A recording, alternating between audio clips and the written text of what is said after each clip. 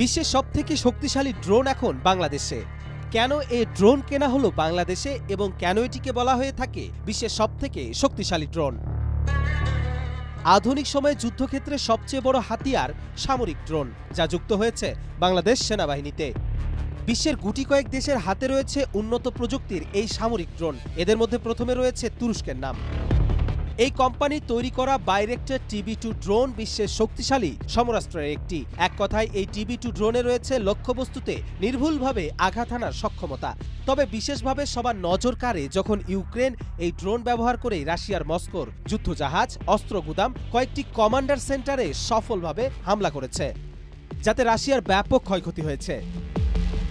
Rakhine সীমান্তের বর্তমান পরিস্থিতিতে আবারও উঠে এসেছে TB2 অ্যাটাকের নাম। এই ড্রোনে একটি অত্যন্ত উন্নত প্রযুক্তির ইলেকট্রো অপটিক্যাল ক্যামেরা আছে।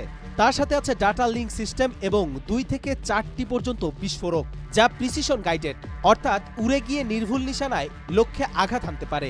বাইরেক্টর TB2 ড্রোনে 4টি লেজার গাইডেড স্মার্ট রকেট সংযুক্ত করা যায়, যা লক্ষ্যবস্তুতে নির্ভুলভাবে আঘাত করতে পারে। ড্রোনটি ঘন্টায় 129 কিলোমিটার থেকে শুরু করে 222 কিলোমিটার গতিতে উঠতে পারে।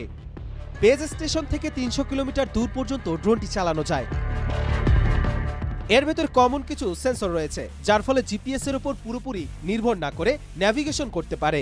সর্বোচ্চ 700 কেজি ওজন নিয়ে ড্রোনটি উঠতে পারে। মোট জ্বালানি ধরে 300 লিটার। ড্রোনটি টেক অফ, ল্যান্ডিং সহ পুরোপুরি স্বয়ংক্রিয়ভাবে পরিচালিত হতে পারে।